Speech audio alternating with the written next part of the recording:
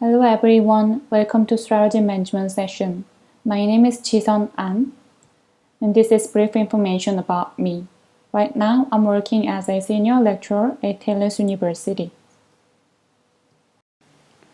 So, as we all familiar about the strategy development process, normally the first thing we need to do is we need to understand the external factors and internal factors. Especially in terms of the external factor, we need to see the industry like trend or like industry report. So in like 2019, all of the tourism and hospitality sectors have experienced the growth. So for example, like in airline industry, their revenue was increased from 754 billion US dollar to 782, and also the occupancy rate of hotel was increased like to 60%.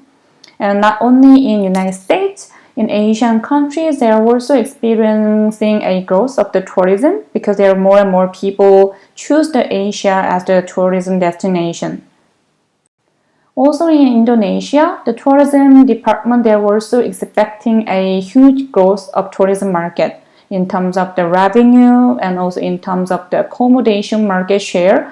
They are thinking all of this, so in 2019, they were thinking there will be more growth in tourism and hospitality industry.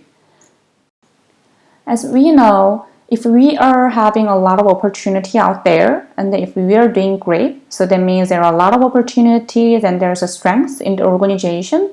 That means we need to develop the strategy which can maximize this opportunity and effectively use your strengths. For example, like market development or product development. Because in Indonesia, they were experiencing a growth of the tourism industry. So one of the popular sharing economy platform, which is the Gojek, they also proposed this strategy, market development. Because there is increasing number of tourists out there and then also they are doing great. So they're suggesting the market development strategy, which is they're trying to expand their market to different countries in Asia. So this is the process of strategy development. As we know, first thing is we need to do the strategy formulation based on understanding external, internal factor like the industry report, industry trend, or change of consumer behavior. We can develop the strategy. And after that, in order to achieve the strategy, you need to allocate your resources. It could be tangible resources such as your facilities or your properties, and also it could be the intangible resources such as the employees or your know-how or technology. So before this pandemic, most of company have focused on the strategy formulation and implementation process. So they're trying to use this opportunity out there, and then they're trying to increase their strengths and then develop the strategy and then implement it. But after this pandemic, companies know the importance of this risk management and strategy evaluation. So under the strategy evaluation process, companies need to monitor their performance and then keep comparing their expected outcome and the actual outcome, and then go back to the formulation stage again and change the strategy. So under this situation, this strategy evaluation process is really, really important. So for example, after this pandemic, the tourism and hospitality companies go back to the strategy evaluation process and then revise it. For example, for the British airline, because they are experiencing this pandemic and there's decreasing number of the customer who use the airline to travel around the world. So they are doing the restructuring. So more than 30,000 employees got suspended because of this pandemic situation. So we can do something under this situation, even though there are a lot of threat and risk out there, but still we need to prepare for the rebound of tourism and hospitality industry. So what we can do is we can try to focus on our strengths. So try to increase our strengths, and then at the same time we can try to reduce our weaknesses. So under this situation, like the face-to-face service delivery could be the risky for the organization. So what they can do is they can use technology. So rather than keep doing the face-to-face check-in in the hotel setting, they can provide a kiosk and then using kiosk to the check-in or check-out. Same thing for like external factor, we can focus on the opportunity. For example, under this situation, most of customers are not willing to go outside. So what we can do is we can develop a new destination and then focus on the local tourism attractions. So it could be the one way to attract the local customers. And also, in order to minimize the risk related to this kind of pandemic, what we can do is we can restructure our organization, or we can put the risk management team, or we can also think about how we can reduce the potential negative impact related to this kind of risk. So educating your employees in terms of the safety or sanitation. It could be one strategy for the organization to reduce the potential threat out there and then reduce the weaknesses. Thank you so much for your participation, and you can send me your email if you have any questions. Thank you. Welcome to this webinar entitled Creative Business Opportunity in the Hospitality Industry After the COVID-19 Pandemic. With reference to the theme, I will discuss on the economic impact in the post-COVID-19 era. The economic impact of COVID-19 will be an estimated reduction in global GDP of 3.1%, amounting to USD 2.63 trillion. This is a minimum estimate using the 3.1% impact for the SARS pandemic. The current pandemic is of greater magnitude with global shutdowns and lockdowns. Hence, a middle estimate would be around USD 4.5 trillion. We can also expect downsizing of businesses, mergers of businesses, and some businesses will have to close down due to the severe impact to their operations. Another major impact is a job loss worldwide. The conservative estimate provided by the International Labour Organization is 13 million jobs worldwide. Looking at the tourism sector, there will be a sharp drop in tourist numbers, resulting in 60% reduction in tourism expenditure. Just like SARS and 9/11, people will refrain from traveling due to safety reasons. It will take time to get people's confidence, and this would take approximately a year for the tourism sector to recover at around 80%. A full recovery will take about 3 to 4 years. The severity of the economic impact will vary region to region.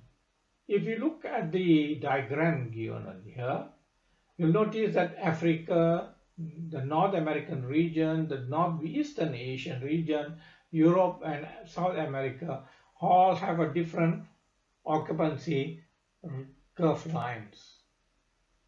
Now, the good part is worldwide, the pandemic outbreak has been experienced throughout the years. You look at the SARS global pandemic, which took place in 2003 and 2004, and you'll notice there was always a sharp drop in occupancy rate no matter which region they are. Similarly, if you look at the cholera outbreak, pandemic outbreak, which was localized in Zimbabwe, somewhere in 2009, there was a downturn as well in the number of occupancy rate. Swine flu, which was a global pandemic, also was around that time, and this further reduced the occupancy rate even deeper. Similarly, we had the localized cholera pandemic outbreak, which was in Haiti, which had a small impact on other regions, but we had impacts on the African region. We had African region. So was the Ebola in West Africa. Both of these were in 2014 and 15. Now, as far as the US, China, and certain countries in Europe, they will face a severe impact to the economy. Asian economy would be severely impacted as well, as the Asian economy relies on tourism receipt to fuel their economy. The industry within the tourism sector that will be severely impacted will be the airline industry. It is estimated there will be a reduction in gross value added by 45%. During the crisis, many of the airlines will not be flying due to cancelled flights.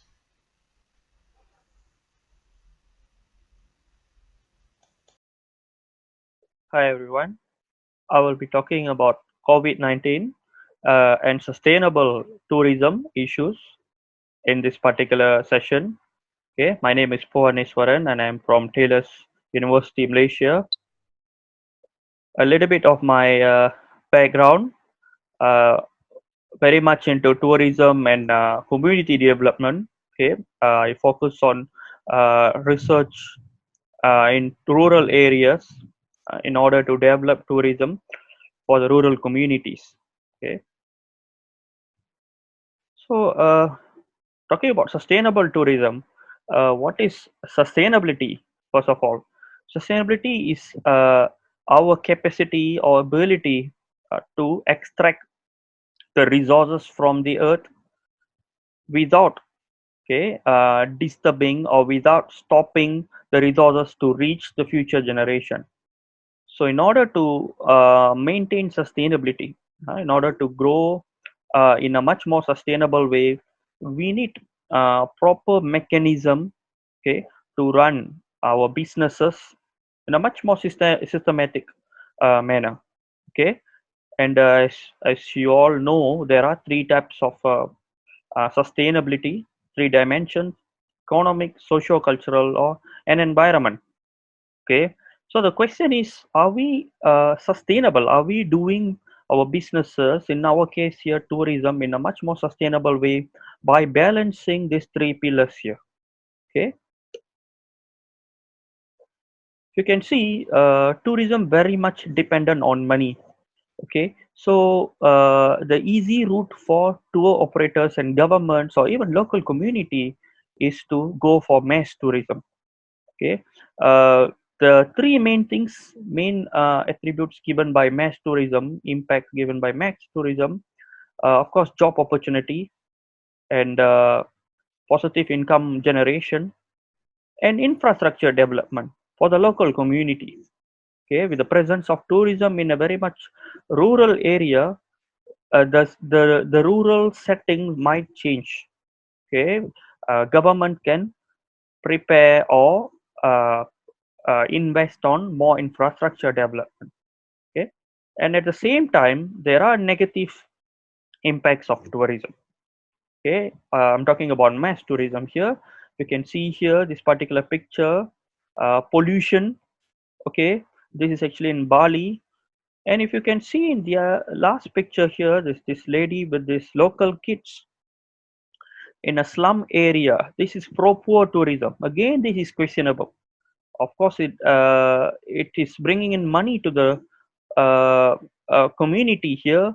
However, the impact, the psychological impact on the local kids is questionable. Whereas this dominant culture might uh, go and interrupt or might change the local culture here.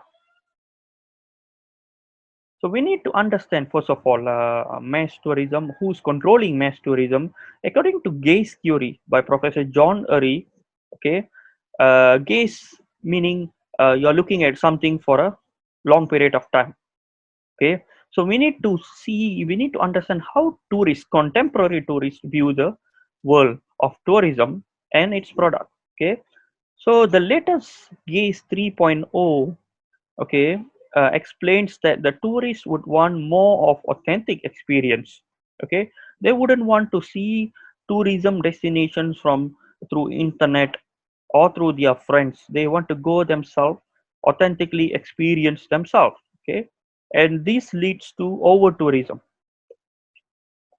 And in various occasions, the academics have stressed that mass tourism issue is on rise. Okay, and as a matter of fact, we see places like Boracay, for an example, was closed down for 6 months. Okay, to solve the pollution issue because of over tourism, and various areas in the world, various top destinations in the world are all already going through this. Like if you see Venice, the local population is only 54,000 as compared to 26 million tourist arrival in the year 2018, and Barcelona also 4 million versus 10 million, and in Langkawi, local population of 95 million as compared to 4 million tourist arrival in a year. Okay, and what happened to these destinations nowadays? If you can see, this is Venice, Paris, Langkawi, and Bali here. Zero tourists now because of COVID-19 situation. So, what are the key takeaways we can we can observe from here? These places, at least getting some gap or breathing space. Okay, and tourists also are getting some awareness. Okay, on travel responsibly. Okay, local people, local community will start to ensure sanitization, okay, and health issues much more in a much more serious manner. And we also have to diversify destinations whereby social distancing is being highlighted now. So it's time for the governments to think of alternative destinations rather than focusing on top destinations in their country. This is the time for tour guides. Okay, nothing much to do. Tour guides may learn various languages online.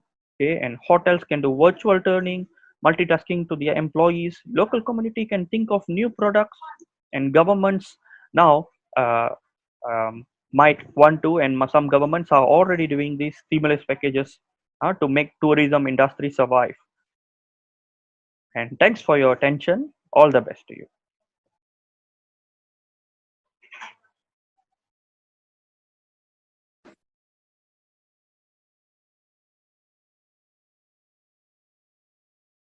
Hello and greetings of the day. My name is Rupam Konar from Thales University, Malaysia. I'd like to present on innovative service design, co-creation of value through risk management. In this particular topic, what I'm going to focus on, especially on service design, why is it important and what is it all about and how it could be helpful in terms of managing risk and also understanding our future customer better. Moving on, the concept of service design focuses on generating end-to-end service experience. So it's focused on from customer to organizational perspective, where an organization try to understand people who are their target market, how they can sell their product, how they can sell their service in order to make sure that they can retain those customers for a long term. Okay, so service design is a thinking process, okay, which is constantly processed in a cyclic way. So there is no never ending of understanding the customer because the customer needs and wants are changing every single day. So focusing on that, the customers is very important for every single organization. So no matter it's what situation the company is, no matter the company is trying to expand their business or the company is trying to explore other possible areas, but the first thing they need to do is to understand the customer.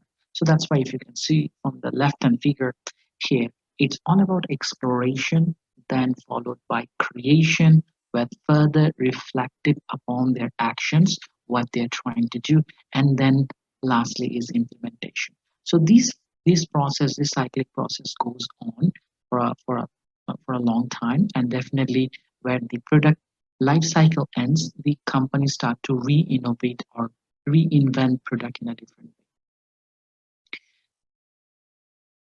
So why the service design is so important? The service design actually bridges the missing link between the service delivery, the service promise, in order to transform the customer experience and beyond. Okay. Now, with understanding of the current generation of customer expectations and the needs and wants, the way the customer experience or their needs has changed from the earlier times, it quite expressed in this particular picture. Okay, so if you take example of a coffee, the coffee previous, I mean, if you think of 20, 25 years ago, they are sold as a commodity. Okay, then the company started to come up with different services and products, okay, that can be provided to the customer based on their needs and wants. Okay, so the wants has been prioritized much more than their actual needs, although they need a coffee, but their wants was something different. Wants was something that they want to make sure that they are satisfied, they're having a positive experience. Okay, so in the same way, the experience started to matter a lot. Okay, where the guests started to engage with each other, guests started to share their thoughts and share their possible experience that they had in any sort of establishment that they had their food or they had their drink. Okay, so here, as you can see from the picture itself, they are sharing their experience and they're sharing this experience over social media. And with the boom of social media, they started to share those kind of experience, and where every other customer started to follow, and that's where they started to do a marketing for those particular establishment. That's why the experience for the customer has really prioritized by the companies, where they want to enhance experience for the customer so that those customers and they can bring other customer to have a positive word of mouth. Okay, so now the people are more focused toward the passive consumption. So rather than just consuming the product itself, they started to consume the experience, the overall experience, and that matters a lot. So how we can actually create this kind of uh, service design that can actually focus on the customer needs and wants. Okay, so focusing on from two different perspectives. First is the supplier perspective, where they're supplying experience as well as commodity to the market, and the consumer perspective, okay, where is actual the demand is. So based on the demands of the customer, the supplier side will prioritize different elements, different points that the customer really uh, can raise up or customer really wants from those particular companies or particular suppliers. So here you can see from the chart itself, where there is a matrix mapping being done for the customer experience improvement hotspot. Okay, so customer will try to identify what makes them happy, what makes this positive experience while they're having their meal or while they're consuming the service or the product, okay, within the particular establishment. So focusing on the value for the customer, where the customer needs to get value. Otherwise, the customer won't able to come back to the organization or won't able to come back, to your particular company. So that's why it's very important for the customer to get value out of your company. So focusing on that, the organization also need to identify what is good for the organization as well as what is good for the customer. Okay, so depending upon the highest priority, where you can mix and match, and they can prioritize what is the most important element they need to improve in their system or their existing system. So that is the overall process, where is a continuous cyclic improvement of service through implementing this service design. So service design overall, as we have learned so far, is focusing on what is the needs of the customer and wants of the customer, and how the customer can receive value in a similar way or in a parallel way, how the organization also can receive value in terms of profit, in terms of reputation, in terms of brand recognition. Okay, they can get the value out of those implementation. So the organization and the customer design this, or they co-create this value for each other, where both the parties get satisfied based on their outcomes of the service design. Okay, so that's why service design is so important, that it can actually uh, adapt itself based on the situation. So considering the current situation or the pandemic situation, the companies need to rethink, go back to their board where they can actually redesign their service, what is needed by the customer, how they can enhance those things. Okay, so for the current situation, we need to, as I mentioned, we need to resolve, we need to address the immediate challenges that COVID-19 has, represented to the current establishment, and then we have to be resilient about it, address the near-term cash management and challenges, and return back to the recovery plan, how they can recover, how they can change their service, overall service design, or their product design, or the enhancements within that, so that they can get back to their business. Okay, and reimagine, that's very important. You have to rethink, the company's establishment need to rethink about it, and then they can recreate and also reinvent their product or existing services to make it much more appealing to the customer. And lastly is reform. So it's about reconnecting with your customer, how you can serve them in a better way. Okay, because at the end of the day, for your company, the customers are really, really important. So lastly, coming up to the co-creation of value through the service design. So it's very important, and for the any organization to create this value, as we discuss about in the chart itself. So it should be customer centric. So from customer centric at the moment, or as you can see from the illustration, that many of the customer, when the product comes to the market, they don't even understand. Some of them like the product, some of them doesn't like the product. But at the end of the day, we need to make sure that every single customer, the segment that company or establishment is targeting, they can create a product where can help every single one and can make every single one happy. So it is important to understand the customer first, recognize their needs when wants, and then adopt the establishment service design and adapt the establishment, the service process and the product, so that they can deliver to the customer the rightful product what they need.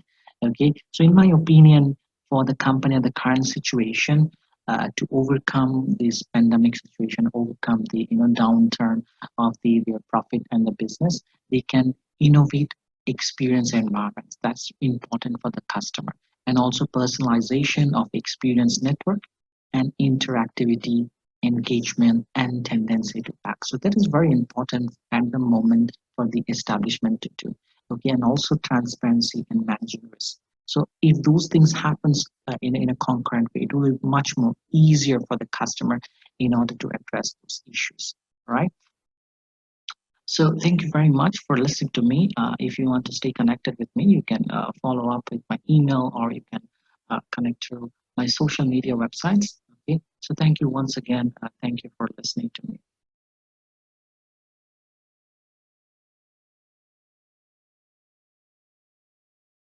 Very good morning and good afternoon to one and all.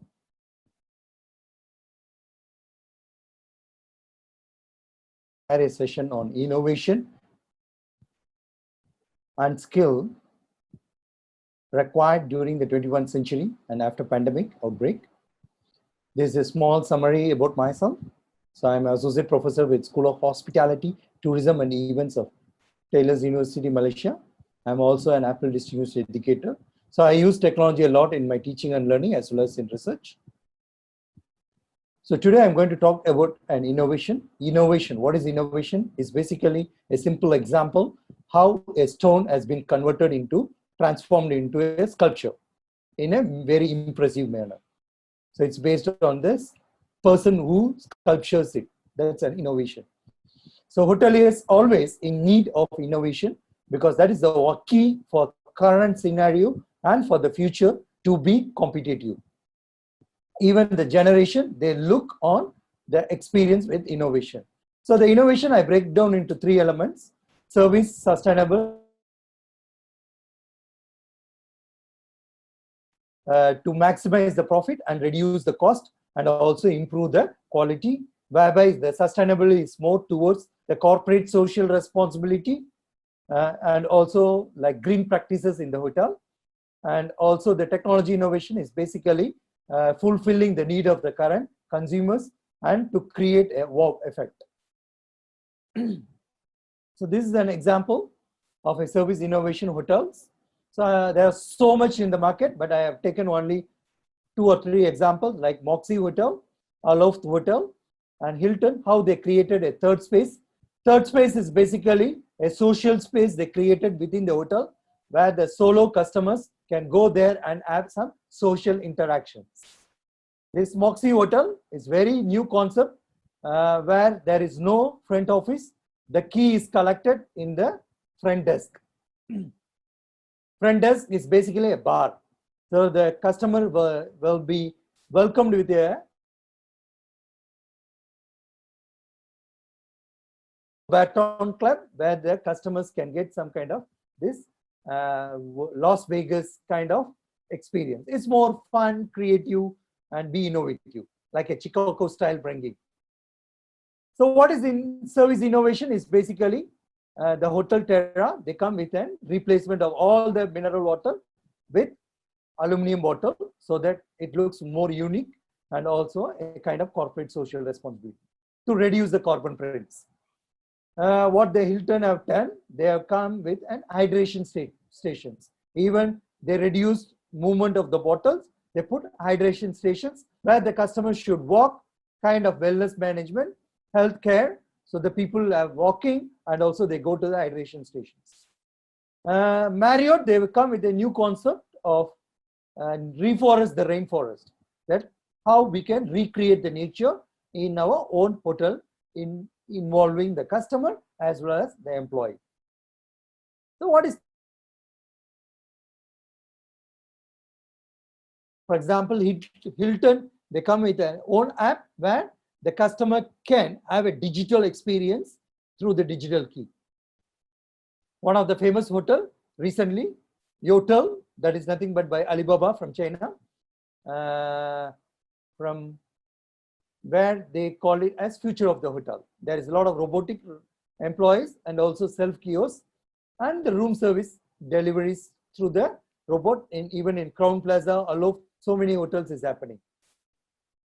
So what the future skill is required? I think it is a time for us to care because looking at the pandemic scenarios, I think it's a time to create a lot of resilience in our organization and also prepare our workforce to face the future and also to develop a strong leadership with a new models, not the traditional models. Transform the workforce to fit for the future, adapt some new model with care and collaboration and be innovative. Innovation.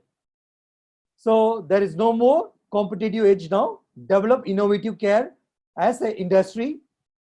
Create a model with involving your competitor. Capitalize on local supplier. Capitalize the local supplier.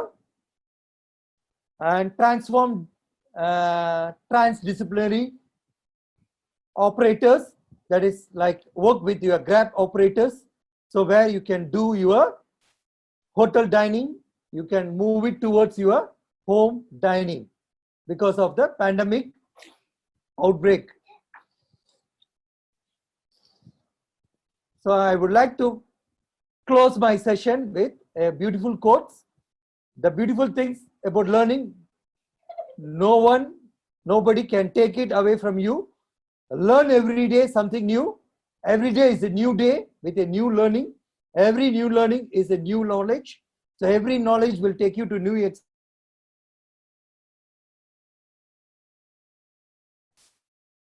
So you can always reach me in this. You can always reach me in WhatsApp or Facebook or LinkedIn.